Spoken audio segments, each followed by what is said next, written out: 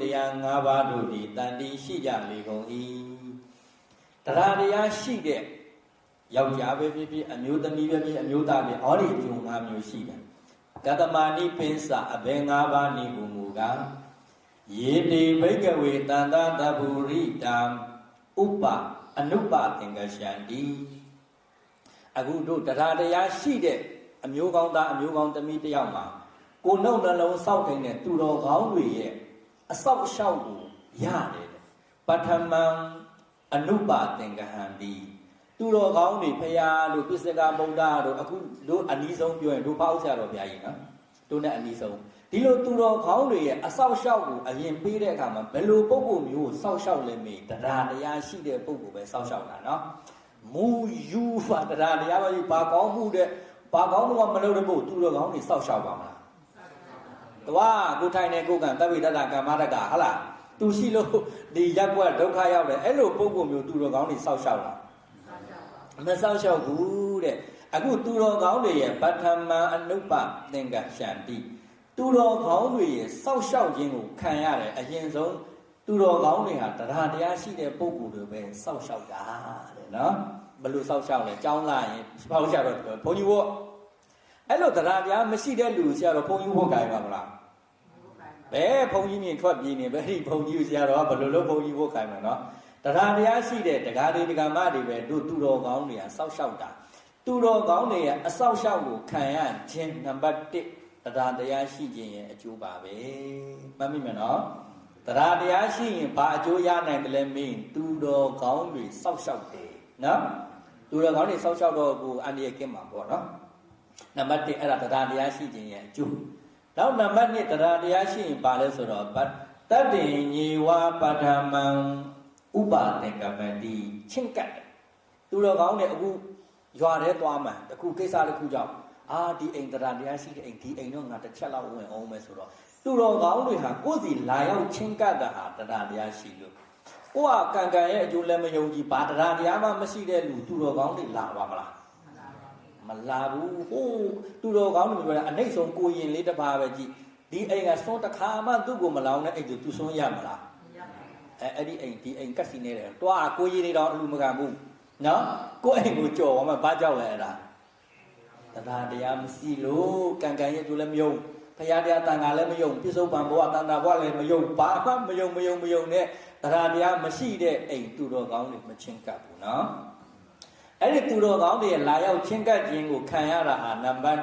1တရားတရားရှိခြင်းရဲ့အကျိုးပဲမှတ်မိမယ်နော်ဘာကြောင့်လဲဆိုတော့မှတ်မိစေခြင်းလို့ထပ်ပြောတာနော်တရားတရားရှိပြီးယတနာ၃ပါးကိုကြီးညိုတယ်ဖရာတရားတန်ခါမှာကြီးညိုတယ်ကံကံရဲ့အကျိုးကိုယုံကြည်တယ်ဒီလိုတရားတရားရှိတဲ့သူတော်ကောင်းတွေမှာနံပါတ်1ဘာအကျိုးရလဲ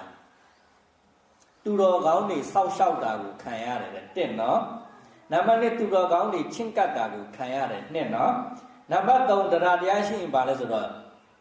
တတ္တိညေဝပထမံပဋိက္ခဏံတိပထမရှေ့ဦးစွာတရားတရားရှိတဲ့ပုဂ္ဂိုလ်တွေမှာဒါလင်းသူတော်ကောင်းတို့ဒီပဋိက္ခဏံတိအလှခံရတယ်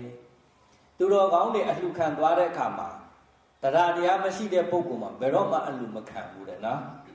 အမှအခုသူတော်ကောင်းတွေမြတ်စွာဘုရားပဲပြောပါလို့မြတ်စွာဘုရားဆုံးခံပြီးတရားတရားမရှိတဲ့ပုဂ္ဂိုလ်မှာမြတ်စွာဘုရားဆုံးခံပါမလားမြတ်စွာဘုရားကြည်လိုက်တဲ့ဒီအိမ်ဒီကံကံရဲ့အကျိုးမယုံကြည်ဘူးဆုံးမလောင်ဘုရားသိရင်အဲ့ဒီအိမ်ဘုရားမခံဘူးဘာကြောင့်သူကလောင်းမလောင်ဟုတ်လားမလောင်တဲ့ပြတချို့ဆဲတောင်ဆဲတယ်ကတုံးကြောအဲ့လိုပြောမှာနော်ဘုရားတော်လည်းပဲလောကဓာတ်ခံရတယ်နော်အခုတရားတရားရှိခြင်းဒီသူတော်ကောင်းတွေစောက်ရှောက်တာကိုခံရတယ်နံပါတ်2သူတော်ကောင်းတွေချင်းကပ်တာကိုခံရတယ်နံပါတ်3သူတော်ကောင်းတွေရဲ့အလှခံခြင်းကိုခံရတယ်သူတော်ကောင်းတွေဥမာဖယားကိုယ်စီအလှလက်ခံလိုက်လို့ဖယားကိုတစ်ခါလောက်အလှလုပ်ဝင်ဒီပုဂ္ဂိုလ်ဒိဋ္ဌဓမ္မဝေဒနိယကံအကျိုးရနိုင်တယ်နော်နံပါတ်3တရားတရားရှိရင်ဘာအကျိုးရှိလဲဆိုတော့ဓမ္မံတည်တင်ဒီဖယားစားရှိတဲ့သူတော်ကောင်းတွေတရားဟောတော့မယ်ဆိုရင်တရားတရားမရှိတဲ့ပုဂ္ဂိုလ်ဘယ်တော့မှတရားမဟောဘူးနံပါတ်4နော်နံပါတ်4တရားတရားရှိတဲ့ပုဂ္ဂိုလ်မှသာလျှင်သူတော်ကောင်းတွေပါလို့လေတရားဟောတာအဲ့ဒီသူတော်ကောင်းတွေရဲ့တရားကိုသိရတာတရားတရားရှိလို့တရားကြည့်လိုက်တယ်ဒီပုဂ္ဂိုလ်တရားနာခြင်းနဲ့အခြေအနေပြအဲ့ဒါကိုအဖိုးပဲကိုဟိုတင်ပေါ့အဖေရဲ့အဖေတရားနာအဖိုးဆိုရင်ထွက်ပြေးပြီးတရားမနာဘူးနော် အဲ့လိုတရားမနာတဲ့ပုဂ္ဂိုလ်ဖျားဆိုင်သူတော်ကောင်းတွေတရားဟောခြင်းပါမလားမဟောဘူးအဲ့ဒီကောင်တရားမရှိဘူးတရားလည်းမနာဘူးအဲ့သူ့ကိုရည်ရွယ်ဘယ်တော့မှတရားမဟောဘူးသူတော်ကောင်းတရားကိုမနာရရင်တို့မက်ဆိုင်ပူဆိုင်လွယ်လွယ်နဲ့ရမလားဖျားမလဲတကယ်တရားလိုက်နာပြီးအားထိုင်တာတော့မက်ဆိုင်ပူဆိုင်လွယ်လွယ်နဲ့ရတယ်မှာမဟုတ်ဘူးလေနော်အဲ့လိုသူတော်ကောင်းတရားကိုမနာထောင်ဘူးမနာထောင်သူတော်ကောင်းတရားမသိဘူးမသိတော့ဘာသိမလဲအကုသိုလ်တွေနဲ့ပဲနှပန်းလုံးတော့မှာနော်အဲ့ဒါတရားတရားရှိတဲ့နံပါတ်၄အကျိုးဒီသူတော်ကောင်းတွေကိုယ့်ကိုတရားဟောတယ်တဲ့ဘယ်နှချက်ရှိပြီလဲ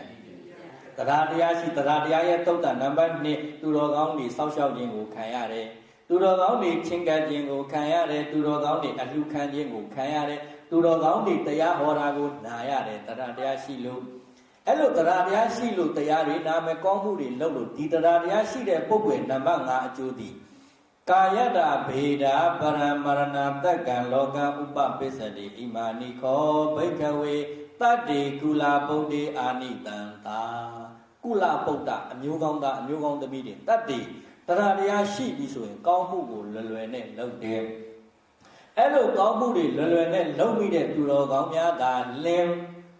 ငရဲဗိဒ္ဓတရိစ္ဆာန်သူတကယ်အပေလေးပုံကိုကြော်ပြီးတော့တုကတိဘဝကိုလွယ်လွယ်နဲ့ရောက်နိုင်တယ်အဲ့ဒါတရားတရားရှိခြင်းရဲ့အကျိုး၅ပါးမှတ်တာနော်ဘာဖြစ်လဲပြန်ပြောမယ်တို့တရားနာလို့ဆိုတာခါလဲညောင်းသေးတယ်ပင်လဲညောင်းသေးတယ်မမှတ်မိရှုံးမှာနော်အဲ့ဒါကြောင့်မို့မှတ်မိအောင်ကြီးထပ်ခါပြောနံပါတ်1တရားတရားရှိရင်သူတော်ကောင်းတွေစောက်ရှောက်တာကိုဘာဖြစ်လဲခံရတယ်နံပါတ်2သူတော်ကောင်းတွေကိုယ်စီချင်းကပ်တယ်ချင်းကပ်တော့အကြံဉာဏ်လေးပြီးမှာပေါ့ဥပမာဆိုပါစို့တို့ဒကာမကြီးအိမ်ဖောက်ကြတော့လာရင်ဝမ်းမသာဘူးလားဒီတိုင်းတပိတော့လာတာမဟုတ်ဘူးလေဟုတ်လားဥပမာပဲအဲ့လိုသူတော်ကောင်းတွေချင်းကပ်တာကိုခံရတာတရားတရားရှိလို့နံပါတ်3သူတော်ကောင်းတွေအလှခံတာကိုခံရတယ်နော်ငါကိုစိတ်လေးပေးစမ်းငါနေမကောင်းဘူးအဲ့လိုအလှလက်ခံတာကိုမလှဘူးတရားတရားမရှိဘူးသူတော်ကောင်းအလှခံမလားဘယ်ခံမလဲကိုအိမ်အရေးတော်မနေဘူးသူသိတယ်နော်အဲ့လိုတရားတရားရှိရင်သူတော်ကောင်းတွေအလှခံတာကိုခံရတယ်နံပါတ်4သူတော်ကောင်းတွေရဲ့တရားဟောခြင်းကိုခံရတာတရားတရားရှိလို့တရားတရားမရှိတဲ့ပုဂ္ဂိုလ်ဘယ်ဖျားစားရှိတဲ့သူတော်ကောင်းမှာတရားမဟုတ်ဘူးလေနော်အခု၄ချက်ရပြီနော်နံပါတ်5တရားတရားရှိလို့ကောင်းမှုလုံးပြီအဲ့ဒီကောင်းမှုကကိုယ့်ကိုလူချမ်းသာနတ်ချမ်းသာနိဗ္ဗာန်ချမ်းသာပို့နိုင်တာကောင်းမှုရှိလို့အဲ့ဒီကောင်းမှုဘာကြောင့်လုပ်လဲမင်းတရားတရားရှိလို့အဲ့ဒါပြန်ချုပ်ရင်ဣမာနိကောဘိကဝေတတ္တိကုလပုဒ္ဓေအာနိတန္တာဘိကဝေတန္တရာဘေးလာမည်အရေးကိုမျောတွေးကြောက်တတ်ဖို့သူတော်ကောင်းတို့တတ္တိကုလပုဒ္ဓေတရားတရားရှိကြကုန်သောမျိုးကောင်းသားမျိုးကောင်းသမီးတို့၌အာနိတန္တာအကျိုးကုန်ရင်အာနိတင်တို့သည်ဣမနိပင်စဘောဒီ၅မျိုးတို့ပါပေသည်